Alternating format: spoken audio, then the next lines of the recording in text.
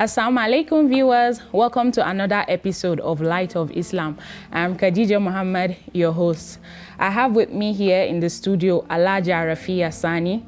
She's the National Amira of the Federation of Muslim Women Association of Nigeria. That's Form 1. On today's episode, we'll be discussing female preachers in Islam. One of the biggest problems facing religion today is modern relevance. For a lot of faith, it means coming to terms with performing their religion to fit modern terms by either reinterpreting or dismissing the scripture. One of the issues of modernity is female leadership, because we have culture and it's supporting fatwas from the Muslim world that women are not supposed to be leaders outside of motherhood. But the beauty of Islam among religion is in its universality, its compatibility with science, and its versatile legal tradition, which means relevance across times and culture. So I'll start by asking Alaja Rafia, is there any verse in the Quran or Hadith that tells us about the history of female preachers or scholars in Islam? أعوذ بالله السميع العليم من الشيطان الرجيم بسم الله الرحمن الرحيم ربي اشرح لي صدري ويسر لي أمري واحلل عقدة من لساني يفقهوا قولي أما بعد الحمد لله الحمد لله رب العالمين. We thank Allah for His guidance, for making us Muslims. Before I could answer that question, let me briefly go to the history of Islam. Okay. And the way women were treated before the advent of Islam. Of Islam, yes. Before the advent of Islam, women were nothing to write home about. They could not hold any position, whether that of leadership or the other way around. And they didn't have mouth in anything that happens in their community. They were irrelevant to the community, and they were treated just anyhow. As the men felt that time. But immediately after the advent of Islam, things changed for the women. There were regulations about the way women should be treated. Women at that time were elevated to the level that they were working with the men.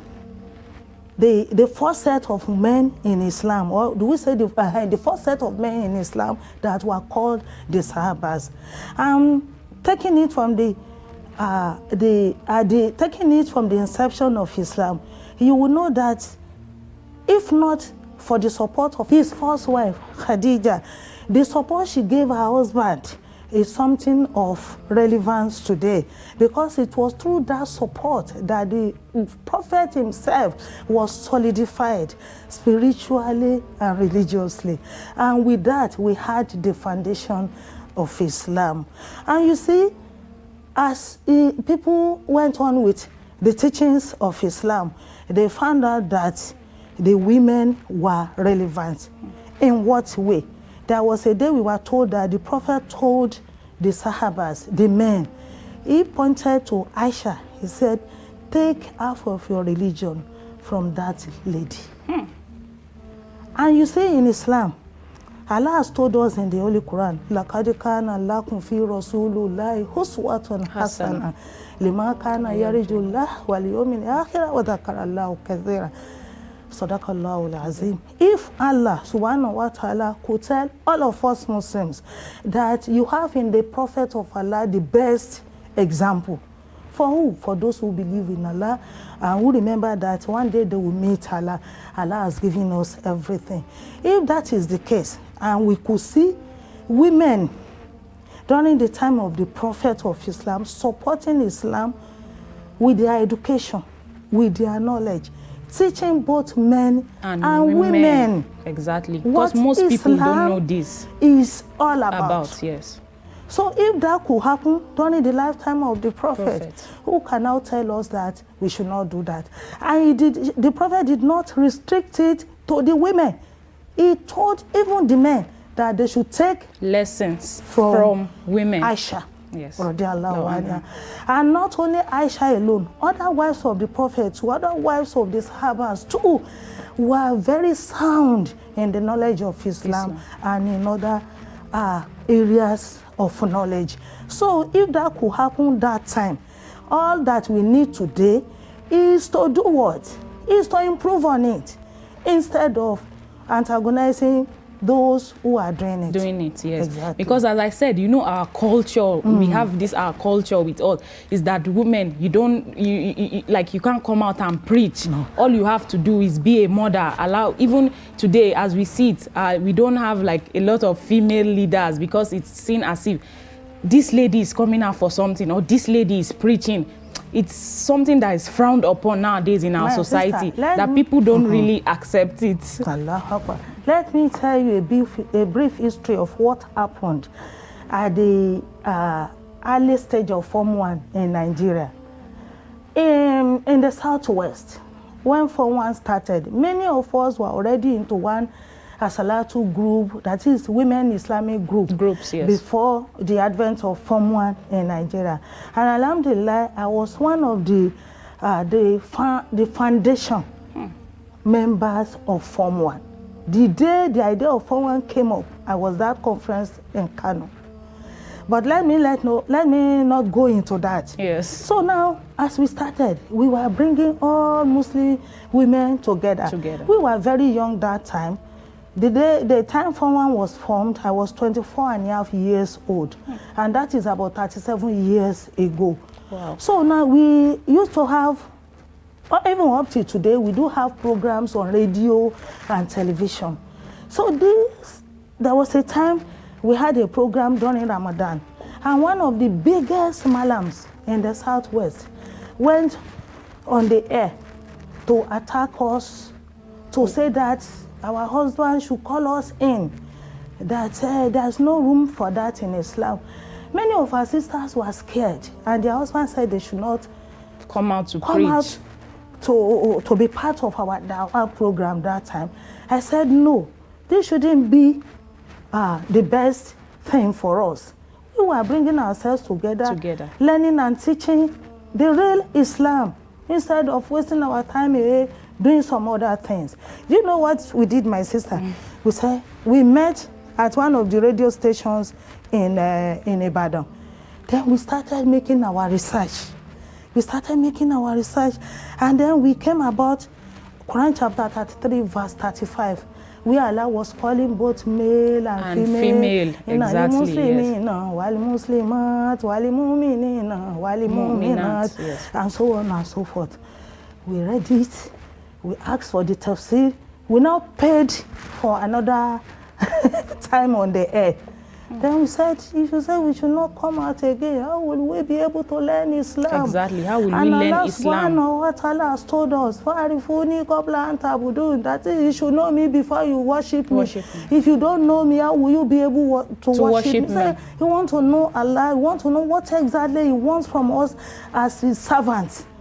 And we quoted all those verses of the Quran. Do you know that till today, the man didn't come out again to say something like that again. Is not good. And instead of that, they were inviting us to come and talk to their women. Just of recent in a program in Abuja here again, some sisters complained, I wouldn't want to mention the state, bitterly, that the religious leaders was against them. And we're saying all sorts of things that they don't have to come out. Then I told them, come, what we need is knowledge. If you want anybody to understand what you are doing, you should speak to them, as Allah has promised us in the Quran, that you should speak to them with knowledge and in the best form. Okay. Thank you, sister. Okay. So what are some of the factors like ladies need to consider before bringing yourself out there as a female preacher or scholar in Islam? Knowledge is very, very important. Okay. You know, they say what you don't know, what you don't have, you cannot give. You cannot give, yes. For any female, for anybody, whether male or female, to come out or wanting to come out to preach Islam, the knowledge of Islam must be sound. But it is not that you should know everything. Yes. Even the Prophet told us that even if it is a verse, when you hear it, you teach others. And do you know what in Islam? We are all dawah officers. Do you know that we are all dawah officers? It is not only when you have the whole certificate, but the little that you know, you must know that you know. And you must be able to dispense it. And you must put on good moral. Good moral. Even that one speaks louder than knowledge. The way you carry yourself, the way you treat people around you, the way you speak to people is part of the dawah you have to put on so that you may be able to deliver word. And you know the reason why I say we are all callers to Islam is that Allah has told us in the Quran, He said, let there arise out of you a band of people inviting to all that is good, forbidding evil, and they themselves doing what? Doing good. When you invite people to the way of Allah, you yourself must practice it. And at the same time, you prevent people from doing all that is evil. In another verse of the Quran, Allah says, you are the best community ever raised for mankind. And that one alone should be enough for us. Always see yourself as somebody who wants to become one of the best. So that when you know and you are doing the right thing, you will be able to teach others that this is the way of Islam and this is the way Allah subhanahu wa ta'ala wants us to carry on in life, so that you will have positive impact in the lives of others. And you know, for us mothers, it is even very, very important for us to have the knowledge of Islam, because we are the first teachers of our children. Exactly. The Prophet sallallahu alaihi wasallam said the mother is the first school of a child, and it is on our laps that the children will learn the rudimentaries of life. And you know, if she doesn't have the knowledge, will she be able to teach her children? Not at all. And nothing will come out of her it, if she doesn't know. No matter what a child is taught in the school, if the mother has the required knowledge, it is going to be a sort of solidification of knowledge for the child or for the children. And that is why it is important for us as mothers to have such knowledge. You said female preachers are allowed to give sermons or preach to both male and female. Yes. But like, what type of setting should that be? Thank you very much. For the men, it could be behind the barrier, behind the screen, like what we are doing now. We can call it a behind the screen lecture, because physically I'm not in the presence of the men, but it is through my voice, through what they are hearing. Secondly, at times it could be both. Because like myself, students of various universities in Nigeria do invite me for lecture, and the men will be there, or when they invite me as a special guest, I may be asked to give goodwill message. And you know, in Islam, Allah has said it all. In Surah An-Nur, Allah has told the Prophet, tell the believing women that they should lower their gaze and guard their modesty. That they should cover every part of their body except that which must appear thereof. Already, Allah has told us our mode of dressing. And when we dress that way, it is because Allah knows that there may be at times who will be in the midst of men. If you were to be in the midst of women, that kind of advice or commandment wouldn't have come. Ditto to the men, they were asked to lower their gaze too, so that you do not shine all your eyes on a woman or on a man. A woman who is going now to preach must be moderately dressed according to Islamic principle. You understand? And with that, and there shouldn't be intermingling. The men should sit apart when the women sit apart. I was at a meeting in Mecca about 7 years ago. We had a meeting with the minister of Hajj, something of religion. They were all there.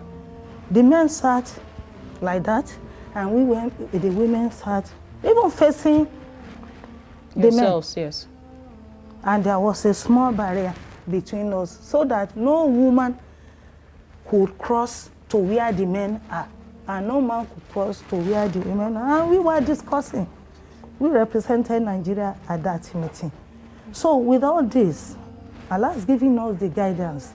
It's only if men, and may we not do that, want to go beyond their boundary.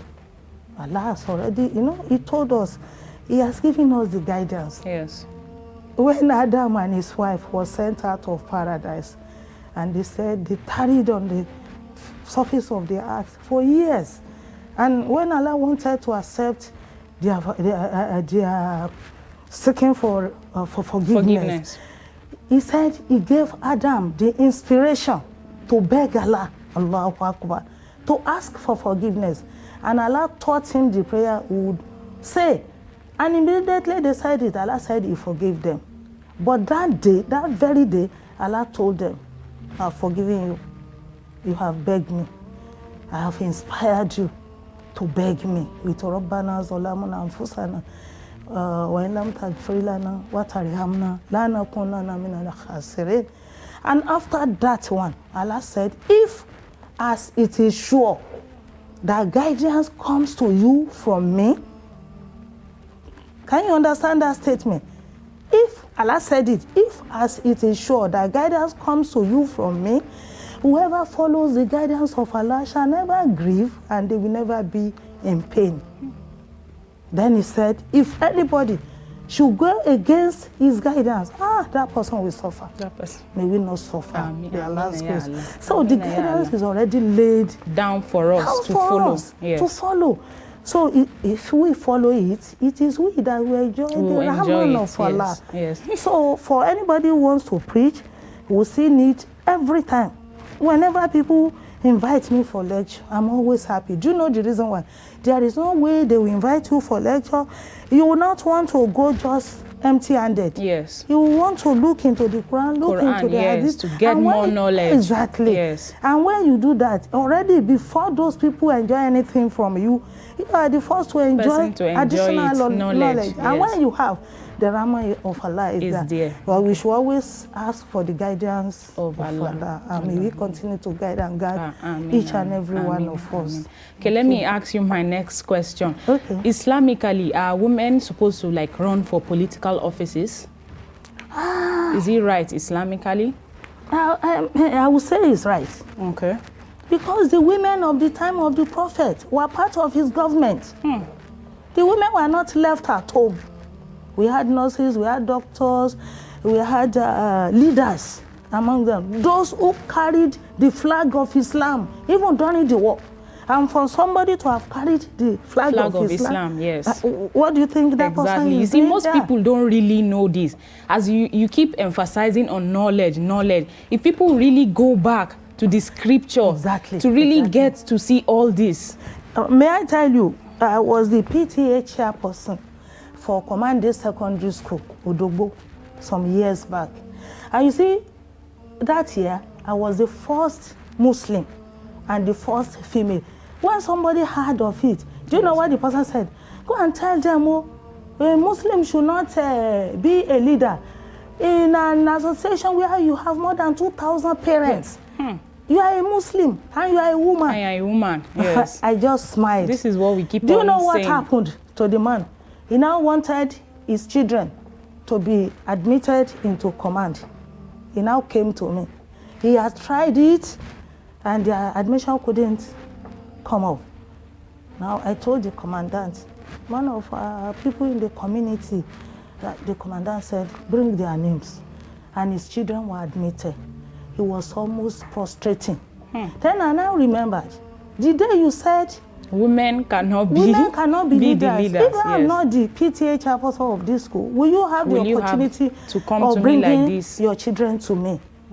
And you see, these are the kind of things, and when Allah we have to round up because of time. Please, can you give our viewers a piece of advice to them? Okay, what I will say is this. I pray for my parents every day of my life. Because I came from a community where they believe a female must not be educated. Yes. More especially in the Western aspect of it, yes. But alhamdulillah, today my father said no, she will go to school. She'll be educated. And I want the best for her in life. And today I'm enjoying it. Ditto to my mother today.